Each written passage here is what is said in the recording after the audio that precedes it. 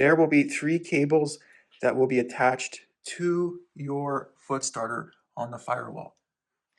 Your first cable will be your positive battery lead, and this will connect to the positive terminal on your battery. This is a 1 gauge wire, and it will connect all the way to your foot starter. And the second wire here will connect to the other post on your foot starter and run to your starter connected to your engine. And lastly, there will be this cable right here. And it has this special lead on it, so it's hard to really screw this one up. To install your foot starter on the Firewall of your Jeep, it's actually very easy. So with your foot starter, make sure you push your foot starter through the Firewall. Now in the interior of your Jeep, the foot starter will come through the Firewall behind your shifters, and it will be just pushed through the Firewall, and then you'll feed 2 bolts back through the Firewall on the interior. And then on this side, use a lock washer and a nut and tighten your foot starter to the Firewall. Step 1 will be to unloosen the nuts on your foot starter studs.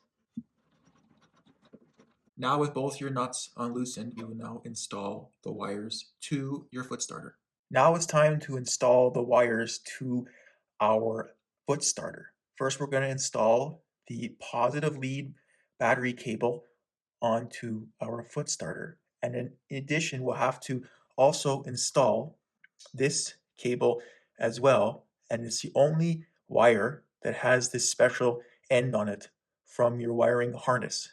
These 2 cables will be installed on the top post on your foot starter. It's important that we use the top stud, as the bottom stud needs to be connected to your starter, as the starter is actually lower than your battery. It is now time to install our first 2 cables to the foot starter, and we'll be installing these 2 cables to the top post of your foot starter stud. Install your 1 gauge positive battery lead that goes to your battery onto the top stud with this little indent pressed downwards. Push it onto the first stud, and then make sure you install your second cable as well. And this cable will go on the top stud as well. And now you'll install your lock washer and nut to hold these wires in place. Install both your lock washer and nut onto the first top stud and tighten until hand tight. Finally, install your last cable. This will be your 1 gauge cable that will connect your foot starter switch to your starter motor. Please note that these 2 ends are actually 45 degrees from each other, as one will connect to your floor foot starter here, and the other end will connect to your starter motor, and those 2 are actually at 2 different angles from one another.